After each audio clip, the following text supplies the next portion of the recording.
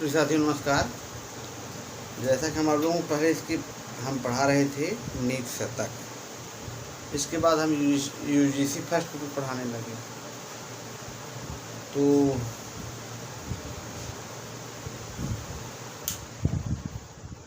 सोच रहे हैं फिर अब जो है हम, क्योंकि नीट शतक में धैर्य पद्धति चल रहा था, धैर्य पद्धति के बाद आएगा दैव पद्धति। धैर्य पद्धति में 2 श्लोक बचा है,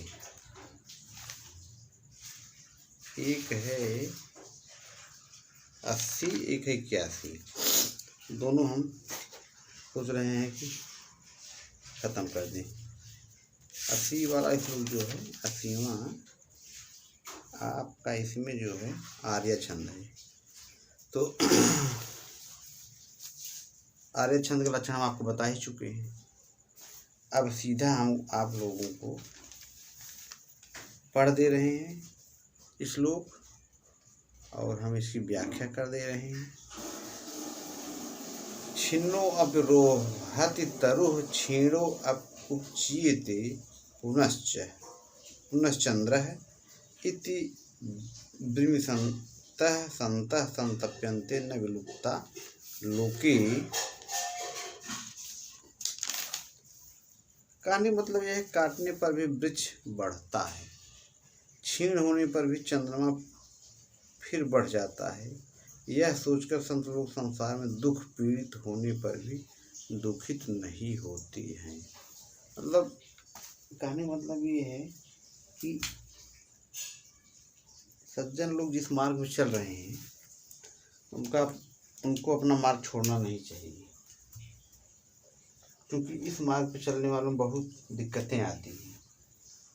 तो वही है, दुख पीड़ित होने पर भी दुखित नहीं होती, यह सोचकर, माने काटने पर भी वृक्ष बढ़ता है, क्षीण होने पर भी चंद्रमा फिर बढ़ जाता है, यह सोचकर।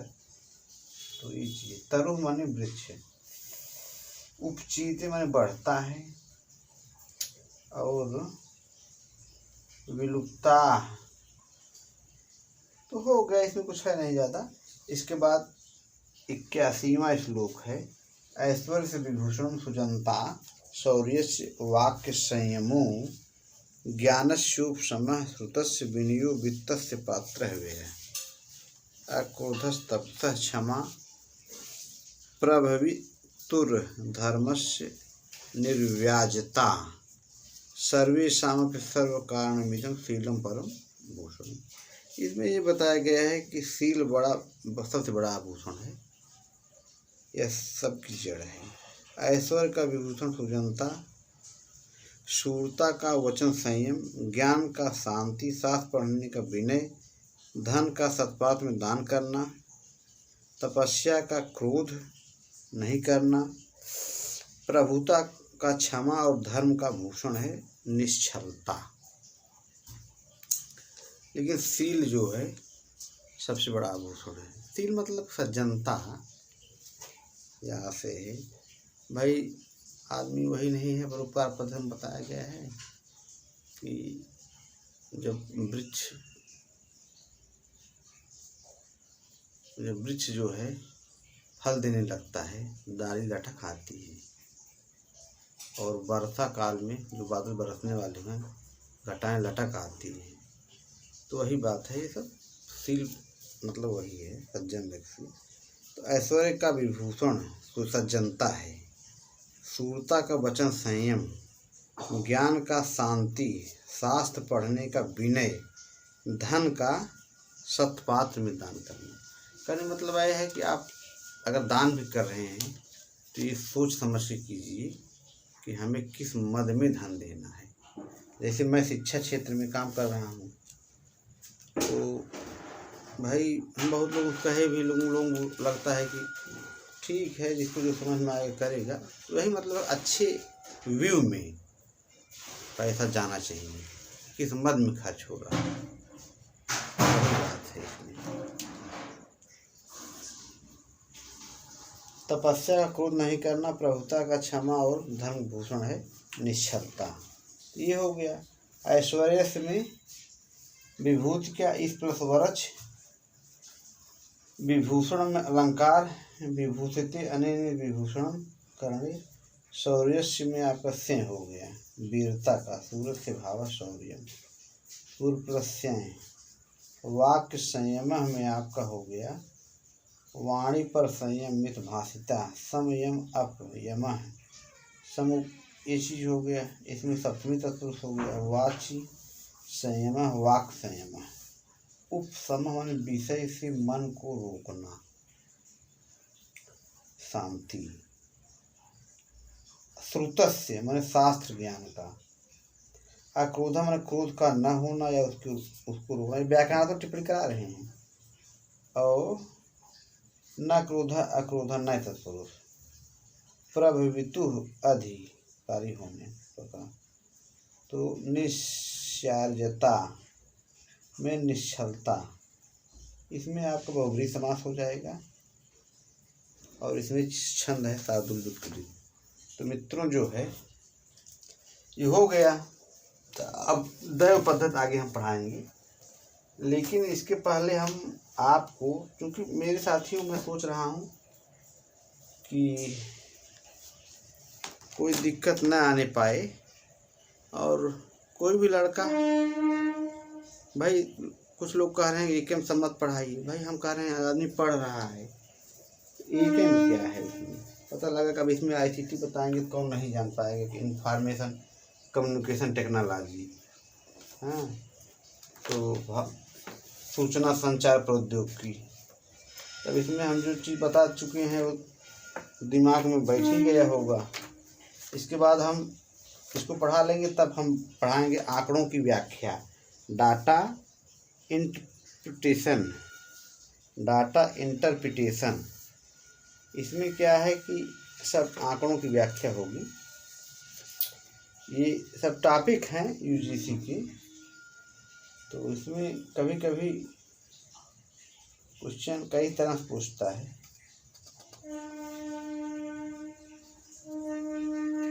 DI ये है डाटा इंटरप्रिटेशन और ICT है। ICT के बाद आपका पर्यावरण वाला भी टॉपिक आएगा, प्रशासन राजनीति शासन प्रबंधन जब आएगा तो पॉलिटिक्स भी पढ़ाना पड़ेगा, संविधान। तो उसमें हम मूल अधिकार लिखाई दे रहे हैं, कहीं तो मूल अधिकार इसी में लिखा दें। तो ये आपका हो जाएगा आपका राजनीति, प्रशासन राजनीति और शासन प्रबंधन। 1 मिनट मेरे साथियों, आप बस सुनते रहिए, बकिया एक बार नहीं समझ में आएगा तो 2 बार 3 बार 4 बार कई बार बताएंगे। देखिए एक टॉपिक है, एक तो है DI, ये भी पूछता है। अभी हम बोले ना डाटा इंटरप्रिटेशन, आंकड़ों की व्याख्या।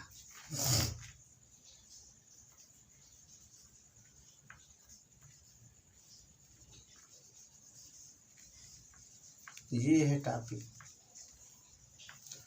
भाई जो नए लड़के होंगे उनको तो यही सिलेबस है, नहीं मालूम होगा।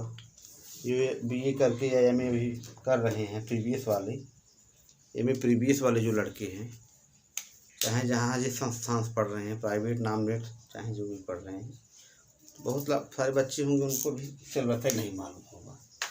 ये क्या है, DI क्या है, या ICT क्या है, या ये सब चीज़ें। DI आपका ये हो गया डाटा इंटर PREPARTION। साथियों जो पढ़ने वाले लड़के हैं अच्छे से पढ़ेंगे, जो अनावश्यक वाले लड़के हैं वो कमियां ही केवल निकालेंगे, ये कमी है वो कमी है बस। तो ये हो गया आंकड़ों की व्याख्या, डाटा इंटरप्रिटेशन DTIN, ये हो गया। इसको हम बाद में बताएंगे। और ये आपका है प्रशासन, राजनीति और शासन प्रबंधन। अगला टॉपिक ये है आईसीटी के बाद 5 टॉपिक हैं, उसको हम बता दे रहे हैं। इसके बाद फिर जो है तो धीरे धीरे हम फोकस करेंगे और सबको हम लेकिन ज्वाइन करके पढ़ाएंगे। ऐसा नहीं है अभी इसी में हम बोला क्या झोंक देंगे। 14 से 18, 25 से 28 सारे मूल अधिकार जितने हैं हम बता देंगे अच्छे से। ये है प्रशासन, राजनीति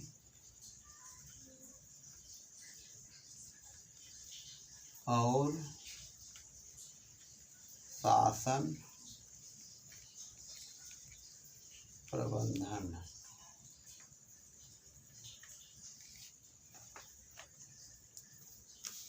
भाई इसमें जितना ज़रूरी है उतना हम शिक्षा देंगे। पता लगा कि हम हमारे पास बहुत सारी किताबें हैं पॉलिटिक्स की और हम संविधान कम से कम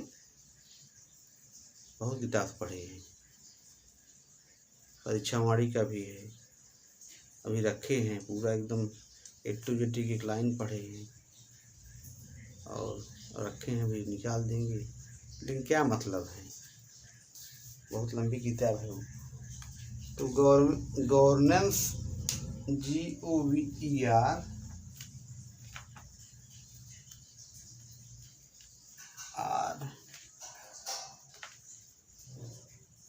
NANCE सुभाष काश्यप अंग्रेजी बसु हम और पहले ही पढ़ डाले थे, बचा नहीं है संविधान में। कठिन शब्दावली प्रयोग करने लगेंगे तो यह नहीं समझ में आएगा। दिक्कत इस बात की है, इसीलिए हम सोच रहे हैं सरल सरल भाषा का प्रयोग करें। Governance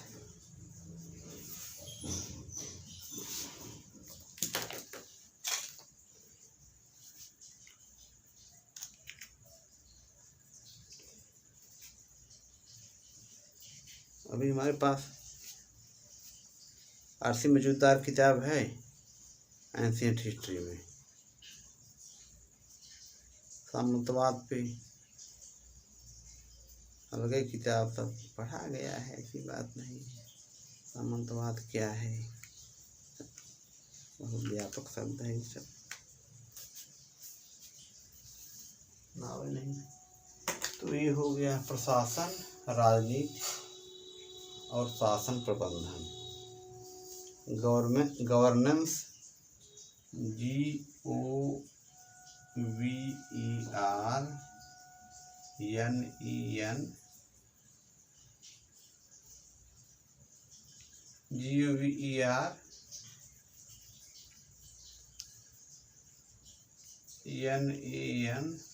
governance, polity PULITY and administration ADMINISTRATI।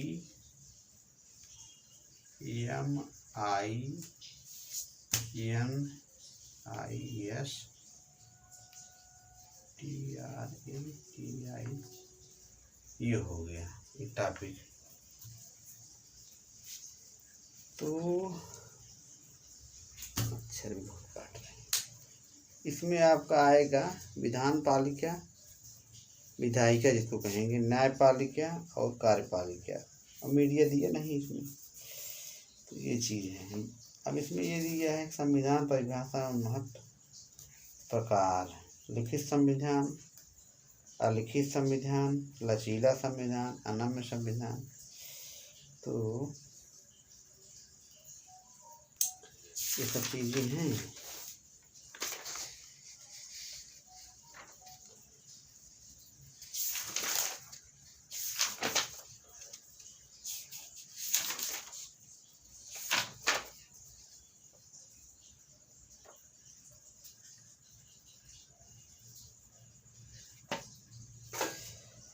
तो ये हो गया।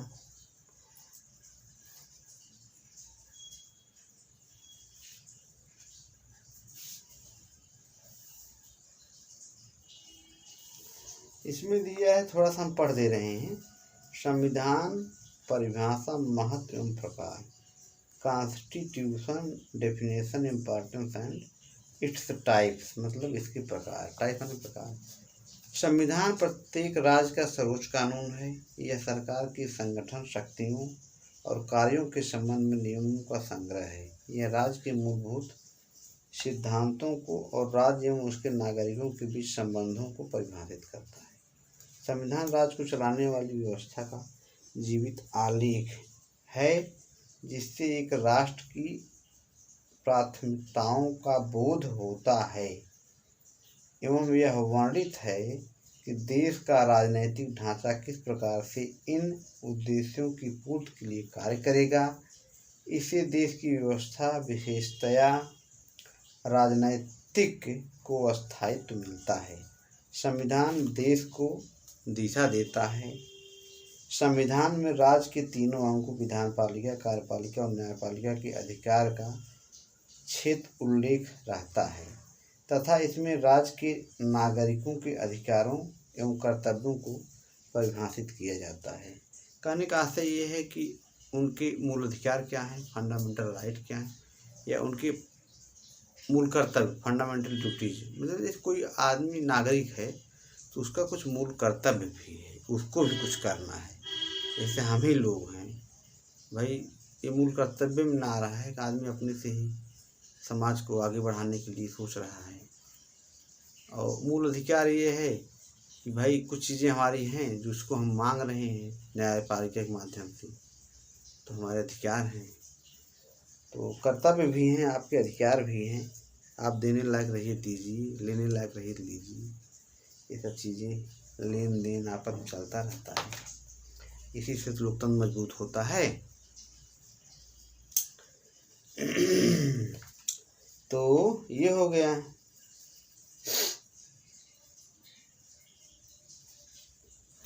संविधान मौलिक अधिकारों, संघ राज्य संबंध, संशोधन प्रक्रिया आदि का वर्णन है।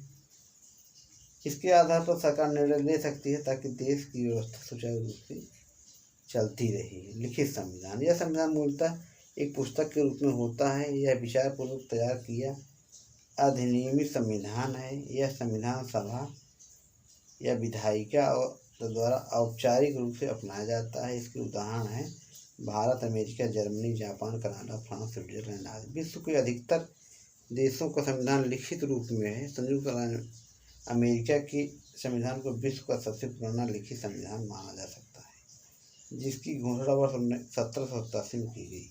कहने मतलब यह संयुक्त राज्य अमेरिका के संविधान को विश्व का सबसे पुराना लिखित संविधान माना जा सकता है, जिसकी घोषणा वर्ष 1787 में की गई।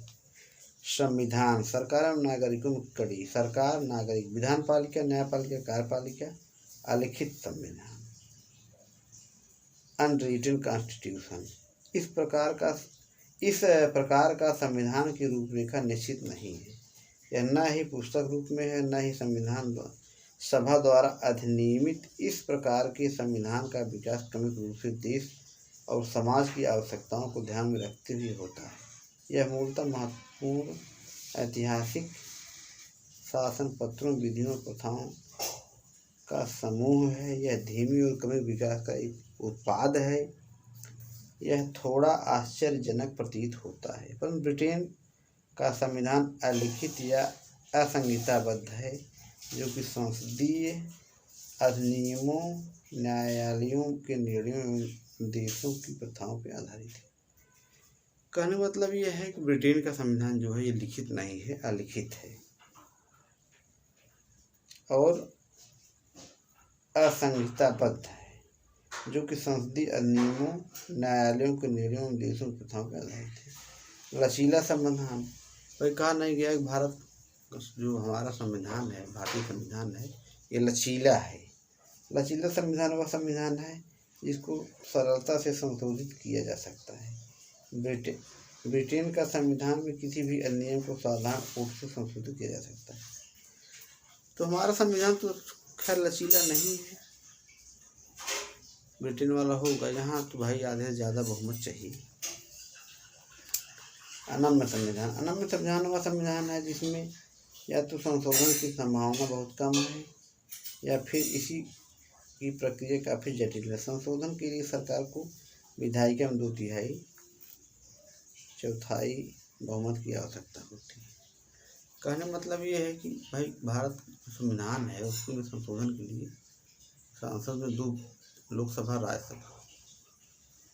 भाई संसद जो बनता है, संसद 3 लोगों से मिलकर बनता है, लोकसभा, राज्यसभा और राष्ट्रपति। तो संसद के 3 पार्ट हैं। कुछ चीज़ें ऐसी हैं साथियों कि लोगों को पता नहीं है, लेकिन अब हम संसद, और संसद में है आपका 3 पार्ट। एक है लोकसभा, राज्यसभा और राष्ट्रपति। तो ये आपका अस्थायी सदन है, ये आपका अस्थायी सदन है। कहानी मतलब ये है कि ये भंग होता है, लेकिन ये कभी नहीं भंग होगा, निरंतर चलता रहेगा। 1/3 चुनाव हर दूसरे वर्ष होता है इसका। 250 होते हैं टोटल सदस्य और इसके 545।